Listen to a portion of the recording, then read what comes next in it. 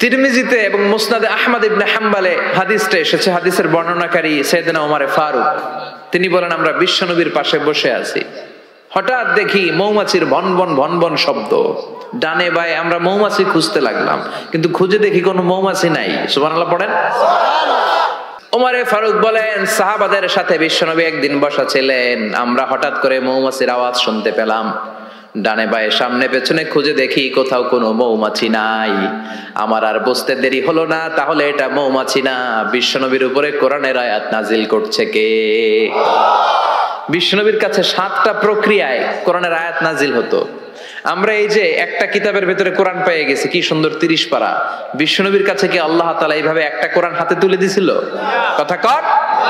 23 বছরের লম্বা ডিউরেশনে, 23 বছরের লম্বা সময়ে নাজমান নাজমান ইয়ানি কালিলান কালিলান, অল্প অল্প করে হাসবা হাওয়াইজিল বাশার, মানব জাতির প্রয়োজন অনুসারে কোনদিন 1 আয়াত, কোনদিন 10 আয়াত, কোনদিন 5 আয়াত, এভাবে করে করে 23 বছরের লম্বা জিন্দেগিতে আল্লাহ পুরো কোরআনটা বিশ্বনবীর উপর নাজিল করেছে।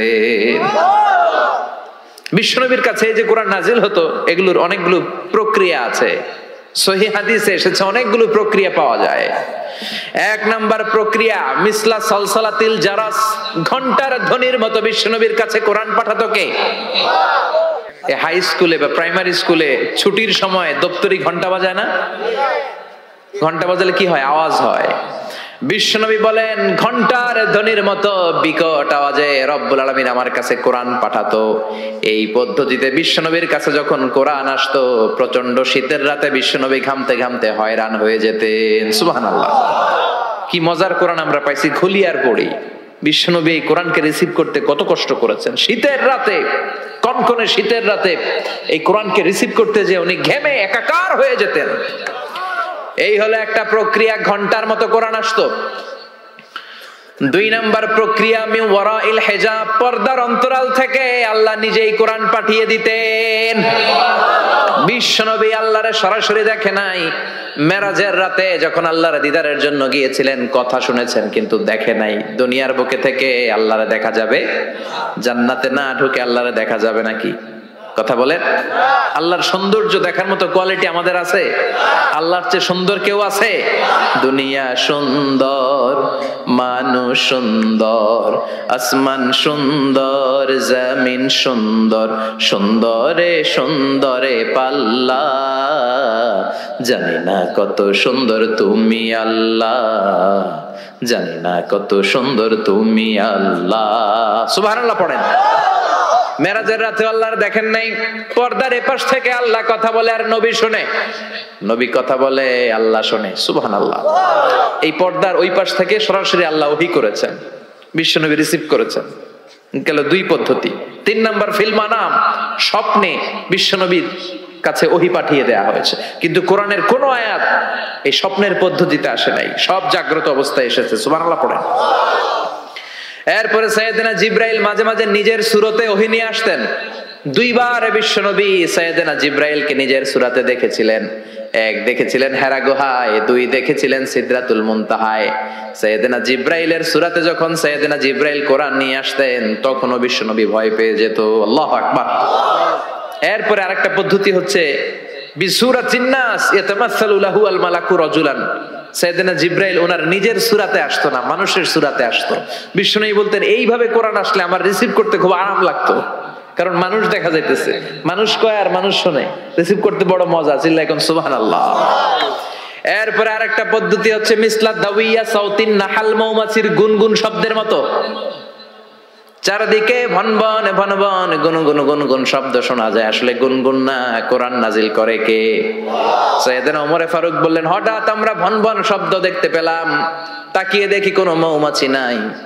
হঠাৎ দেখলাম বিশ্বনবী আমাদের দিক থেকে চেহারাটা ঘুরিয়ে কাবার দিকে করলেন। হঠাৎ কিছুক্ষণ বিশ্বনবী একা একা মনোযোগী হয়ে কি যেন নিলেন, তারপরে আবার আমাদের দিকে মুচকি হেসে বললেন, ও সাহাবীরা শোনো, এইমাত্র কোরআনের 10টা আয়াত আল্লাহ আমার উপর নাজিল করেছে। আরে 10টা আয়াতের মধ্যে রব্বুল আলামিন মুমিনদের 7টা গুণাবলীর বর্ণনা দিয়েছে। কোন মুমিন যদি এই 7টা গুণ নিজের মধ্যে ধারণ করতে পারে, রব্বুল আলামিন ওই ব্যক্তিকে জান্নাতের মালিক বানায়া দিবে। আল্লাহু আকবার। কত নেয়ামত, কত অপরচুনিটি, কত প্রিভিলেজ আল্লাহ আমাদেরকে দিয়েছেন নিজেদেরকে সম্মানিত করার। ইযা সাআলতা ফাসআলিল্লাহ ওয়া ইযা ইসতাআনতা ফাসতাইন বিল্লাহ। কিছু চাইতে মনে চায় আল্লাহর কাছে চাও, সাহায্যের দরকার হয় আল্লাহর কাছে সাহায্য চাও। আমাদের এখন কিছু হইলেই, বিপদে পড়লেই আমরা সবার আগে ফেসবুকে শেয়ার দেই, ঠিক কিনা? বিপদ একটা হয়েছে, শেয়ার দেই কোথায়? ফেসবুকে না, আগে শেয়ার করবেন আল্লাহর কাছে। কার কাছে? কথা বলেন, শেয়ার করব কার কাছে? বন্ধুর কাছে শেয়ার করার আগে, স্ত্রীর কাছে শেয়ার করার আগে, কারো কাছে শেয়ার করার আগে শেয়ার করব যার কাছে তিনি কে। কারণ তিনিই পারেন আপনাকে বিপদ মুক্ত করতে। তিনি ছাড়া পৃথিবীর কোনো শক্তি আপনার কোনো উপকারও করতে পারে না, কোনো ক্ষতিও করতে পারে। এজন্য বিষ্ণু বলতেন ইদা সাআলতা ফাসআলিল্লাহ, যখন চাইতে মনে চায় আল্লাহর কাছে চাও। যখন সাহায্যের দরকার হয় আল্লাহর কাছে সাহায্য চাও। বিশ্বনবী নিজেও বিপদে পড়লে সাহায্য চাইতেন কার কাছে? আল্লাহর ওয়ালিরা বিপদে পড়লে সাহায্য চায় কার কাছে? তো আমরাও চাবো কার কাছে? এমনকি বিশ্বনবীর কাছেও সাহায্য চাওয়া যাবে না। বিশ্বনবীর মাকবারার সামনে আমরা মসজিদ নববীতে যখন সালাত পড়ে ওনার কবরের সামনে দাঁড়িয়ে যখন সালাম দেই, তখন বিশ্বনবীর কাছে কিছু চাওয়া যায় না। আল মাইয়িতু ফিল কবর কাল গরীকু ফিল বাহর। সাঁতার না জানা ব্যক্তি সাগরে পড়লে যেরকম অসহায়, মানুষ মরে গেলে এরকম অসহায়। সে আপনারে কিছু করতে পারে না। আপনি বরং তাকে দোয়া করে তার রুহে আপনি সওয়াব পৌঁছে দিয়ে আসবেন, তার জন্য ক্ষমা চাইবেন, ইস্তেগফার করবেন, কিন্তু তার কাছে কিছু চাওয়া যাবে? দয়াল বাবা আপনার দয়া করতে পারে না, দয়া করতে পারে কে? এজন্য জীবনের যে কোনো মুহূর্তে, যে কোনো পরিস্থিতিতে, সিচুয়েশনেই আমরা থাকি না কেন, আমরা সাহায্য চাইবে একজনের কাছে, চিল্লায় বলতে হবে তিনি কে।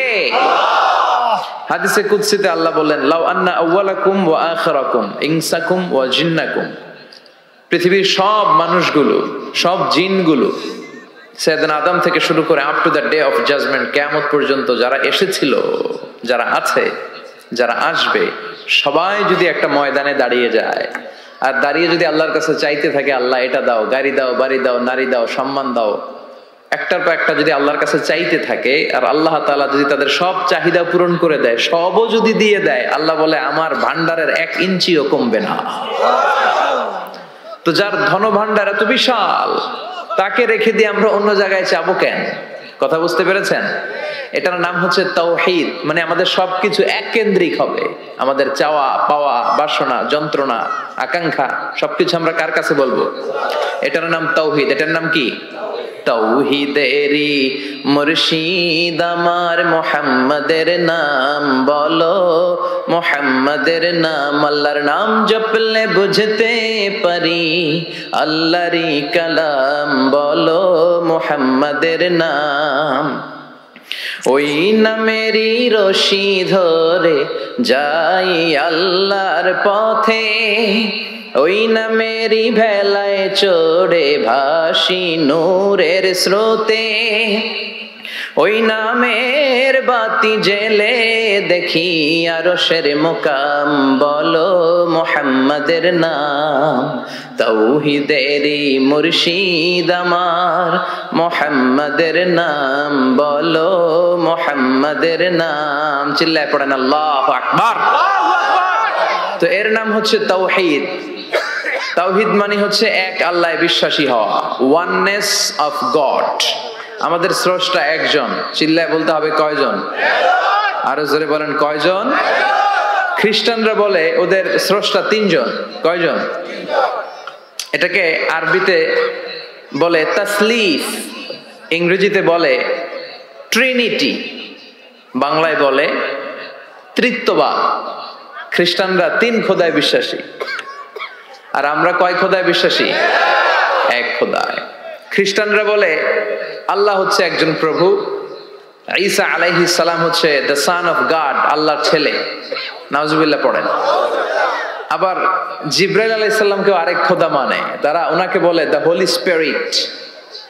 কিন্তু আমরা বলি কুল হু আল্লাহু আল্লাহুস লাম ইয়ালিদ ওয়া লাম ইয়াকুল লাহু কুফুয়ান আহাদ। আমরা বলি আল্লাহ এক, অদ্বিতীয়, তিনি অমুখাপেক্ষী। গোটা বিশ্বের সবাই বিপদে পড়লে চায় কার কাছে? আল্লাহ চায় কার কাছে? হ্যাঁ, আল্লাহ কারোর কাছে চায় না। এটাই হচ্ছে স্রষ্টা আর সৃষ্টির পার্থক্য। আমরা বিপদে পড়লে আল্লাহর কাছে চাই, আল্লাহ কারোর কাছে চায়?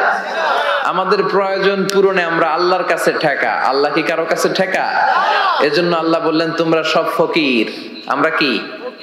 রব্বুল আলামিন বলেন ইয়া আইয়ুহান নাসু আনতুমুল ফুকারাউ ইলাল্লাহ ওয়াল্লাহু হুয়াল গনিয়ুল হামিদ। ও দুনিয়ার মানুষেরা শোনো, তোমরা হলা ফকির, তোমাদের প্রয়োজনে আমার কাছে চাও, কিন্তু আমি আল্লাহ কারো কাছে চাই না। আমরা সবাই ফকির। আমরা কি? তাহলে ধনী কে? চিল্লায় বলেন ধনী কে?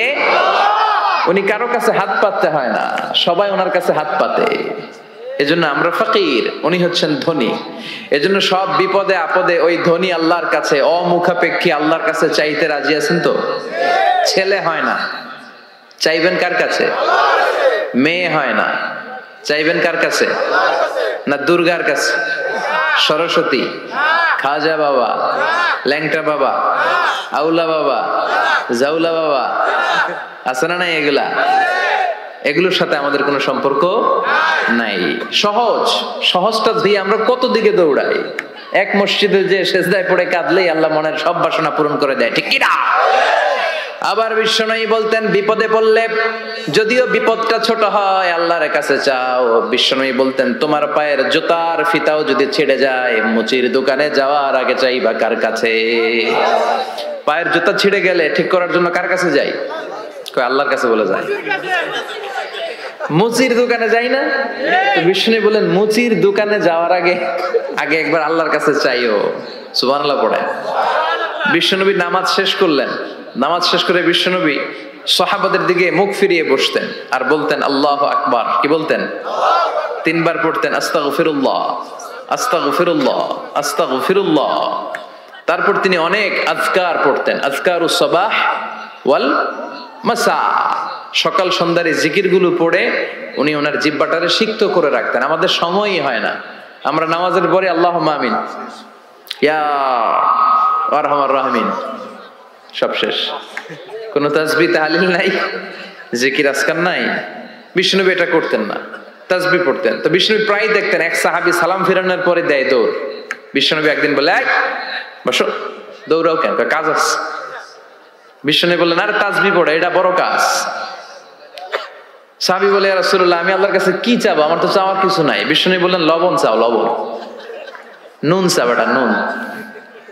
লবণটাও আল্লাহর কাছে চাইতে বলেছে। সুবহানাল্লাহ পড়বেন না? এজন্য বিপদে আপদে কার কাছে যাব? ছেলে হয় না, কে দিবে? মেয়ে নাই, কে দিবে? ছেলে মেয়ে দুইটাই লাগবে, কে দিবে?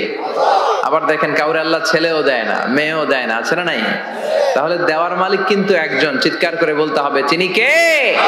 শুধু মুমিনদের নামে সূরা দিলেন না, মুমিনদের নামে তো দিলেনই, আবার কাফিরদের নামেও দিলেন। সুবহানাল্লাহ। আবার মুমিন আর কাফেরের মাঝখানে আর একটা দল আছে, মুমিনও না কাফেরও না, মুমিনও না কাফেরও না, এদের ভিতরে এক বাইরে আর এক, এদেরকে চিনা বড় দায়। এরা সব সময় দোদুল্যমান, এরা এদিকেও আছে ওদিকেও আছে। যেই দিকে বৃষ্টি ওই দিকে ছাতা ধরে। এই সরকার ক্ষমতায় আসলে এদেরকে তেল মারে, আবার ওই সরকার আসলে এগারো তেল মারে। এখন অবশ্য এত সুযোগ নাই, এখন আমগো সরকার একটা। কথা কন, আগে কখনো যাইতো এদিকে, আবার যাইতো এদিকে, এখন সব সময় একদিকে। আছে না নাই? আমরা চাই দুবেলা দুমুঠো ভাত, আমাদের সিকিউরিটি, আমাদের নিরাপত্তা, আমাদের ইসলাম। যে দেশে আল্লাহু আকবার ধ্বনির সাথে সূর্য ওঠে, আল্লাহু আকবার ধ্বনির সাথে সূর্য ডুবে, সে দেশে আর কিছু থাকবে না, থাকে ইসলাম থাকবেই। আমরা চাই আমার এই ইসলামের বিরুদ্ধে কেউ কথা না বলুক, আমার নবীর সম্মান নিয়ে কেউ ছিনিমিনি না খেলুক। আমরা চাই আমার এই কোরআনের ব্যাপারে কথা বলার স্পর্ধা যেন কারো কলিজায় না হয়। জোরে কোন ঠিক কিনা? সাধারণ জনগণ হিসেবে এতটুকু চাওয়া আমাদের থাকতে পারে না? আমাদের নেতা নেত্রীদের কাছে আমরা শুধু এটাই চাই। তো আল্লাহ বললেন গোলাম মুমিনদের নামে সূরা দিলাম সূরাতুল মুমিনুন, আবার কাফিরদের নামে সূরা দিলাম সূরাতুল কাফিরুন। আবার মাঝামাঝি একটা দল আছে, এরা মুমিন না, এরা কাফির না, এরা মুযাবযাবিন, এরা দুই নৌকায় পাড়া দিলে যে অবস্থা হয় তাদের অবস্থা ওই রকম।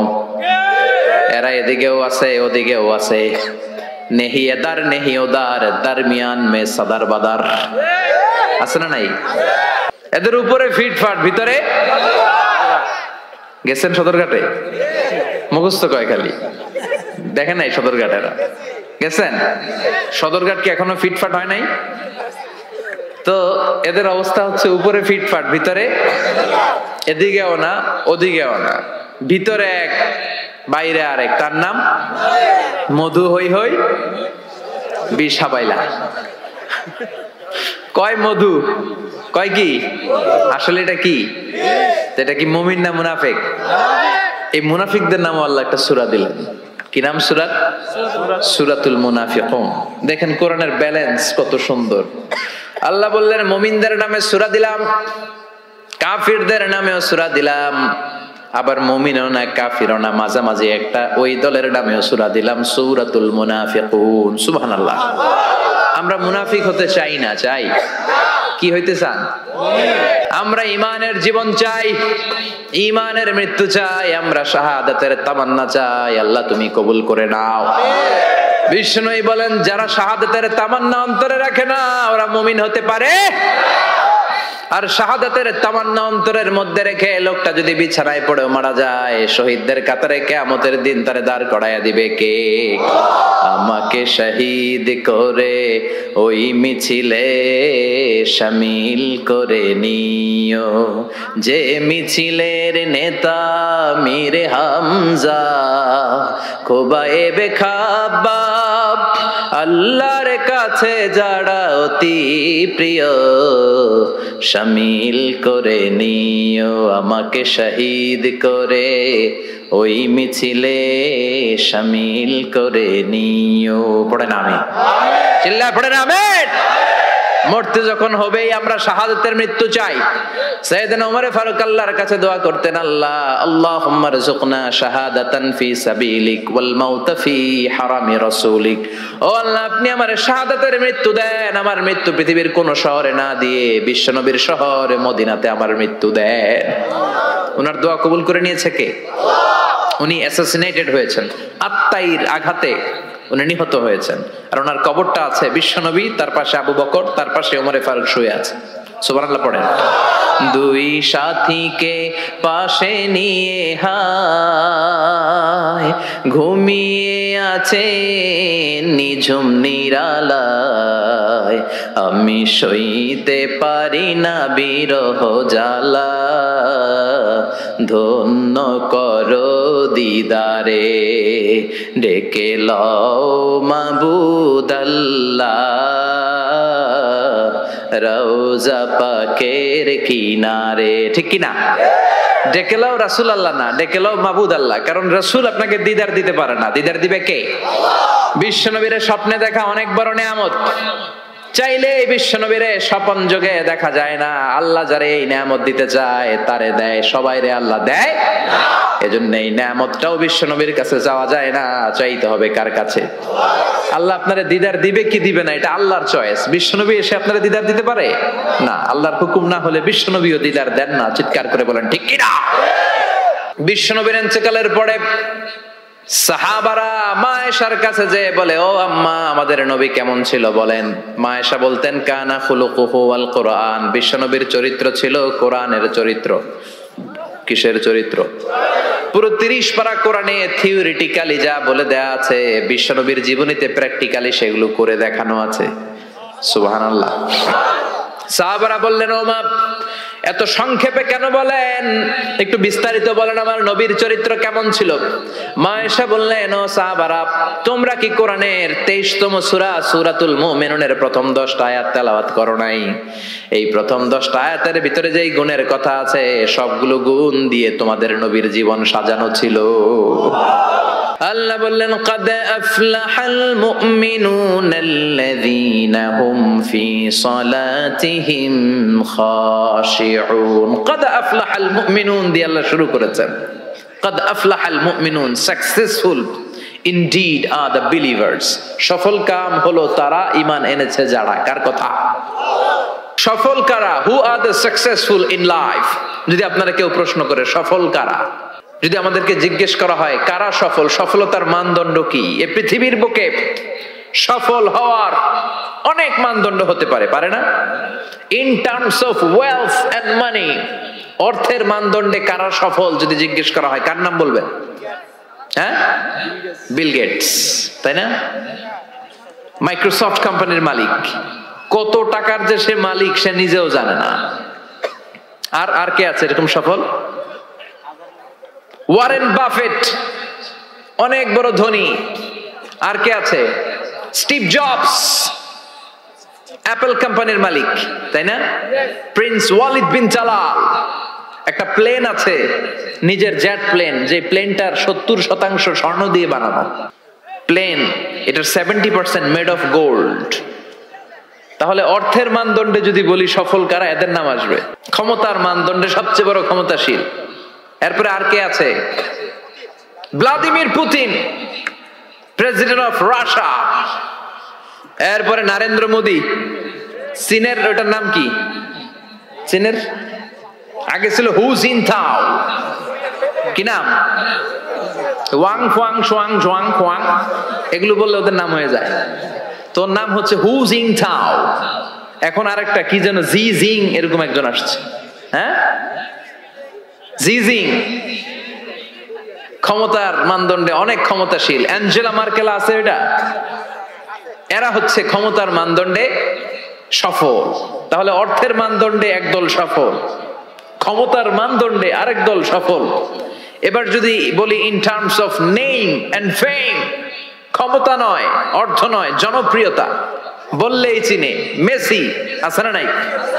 ওই সব চিনে, মুখস্থ। নাম কি? মাসিনা বেটা, মেসি। নেইমার আপনিও জানেন, সর্বনাশ, কিয়ামতের আলামত, হুজুরও জানে। কি নাম? নেইমার। আর কি আছে এরকম? রোনাল্ডো। আর কি আছে?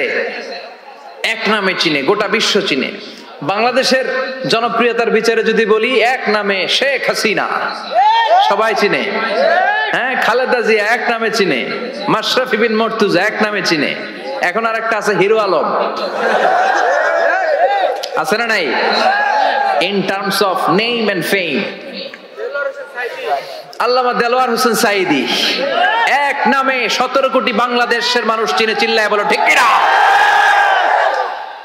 এটা হচ্ছে in terms of name and fame, খ্যাতি, যশ, জনপ্রিয়তা।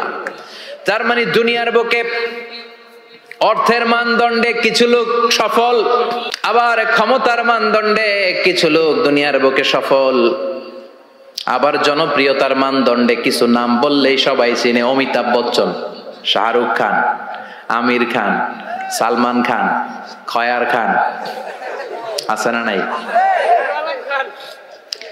তো অর্থের মানদণ্ডে কেউ সেরা সফল, ক্ষমতার মানদণ্ডে কেউ সফল, জনপ্রিয়তার মানদণ্ডে সফল। আল্লাহ বলে আমার কাছে এগুলা মানদণ্ড না।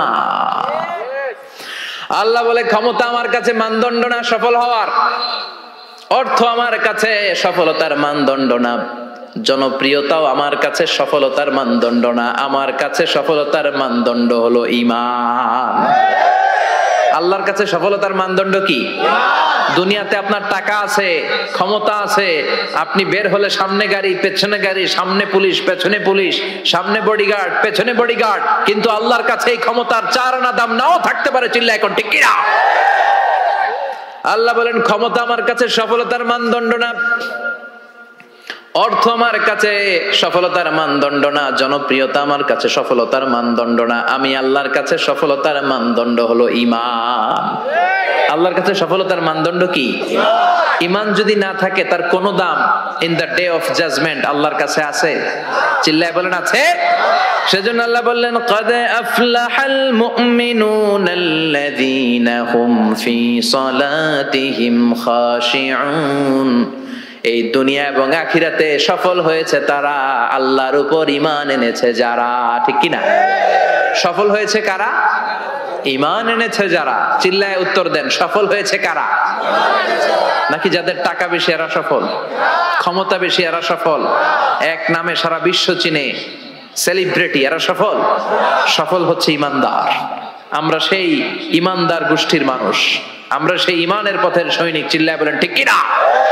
আল্লাহ বললেন ক্বাদ আফলাহাল মুমিনুনাল্লাযীনা হুম ফি সালাতিহিম খাশিউন। আমার কাছে সফলতার মানদণ্ড হলো ঈমান। আমার কাছে সফল হলো তারা, ঈমান এনেছে যারা। কিন্তু ঈমানটা আধা আধা মানলে হবে না, পুরাপুরি ঈমান থাকতে হবে। ঠিক কি না?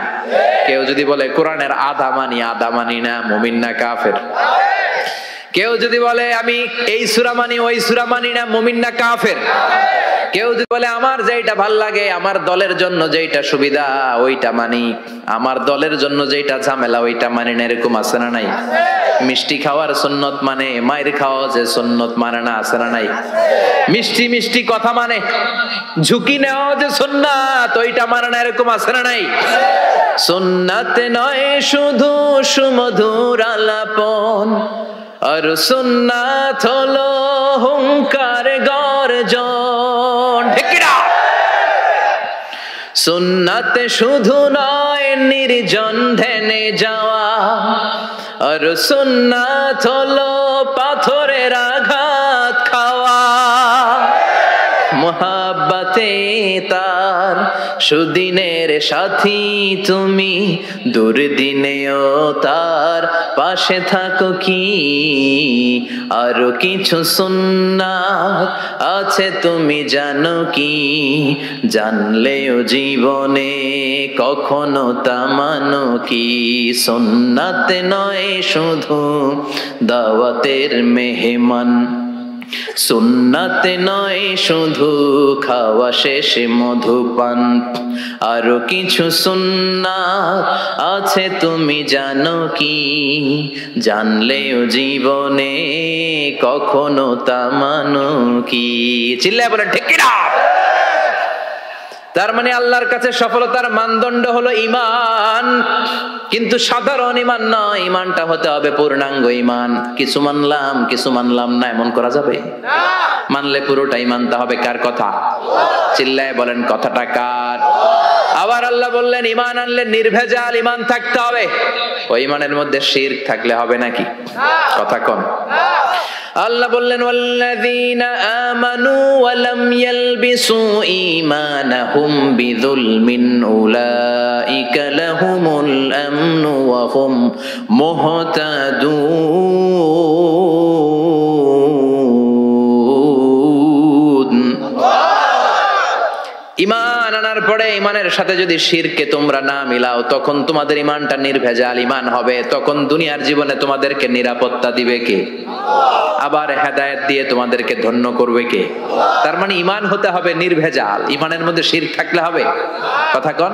আল্লাহ সব মাফ করে, শিরক মাফ করে না। আপনি কিয়ামতের দিন পাহাড় পরিমাণ গুনাহ নিয়ে আল্লাহর সামনে হাজির হয়েছেন, কিন্তু এই গুনার মধ্যে শিরকের গুনাহ নাই। আল্লাহ বললেন তাহলে আমি পাহাড় পরিমাণ দয়া নিয়ে তোর কাছে হাজির হয়ে যাব। আবার আমরা যখন নামাজে দাঁড়াই, আল্লাহ বললেন ওযু করলি ভালো কথা, মসজিদে ঢুকলি ভালো কথা, নামাজের কাতারেও দাঁড়ালি ভালো কথা, কিন্তু আগে বল শিরকের সাথে সম্পর্ক আছে নাকি?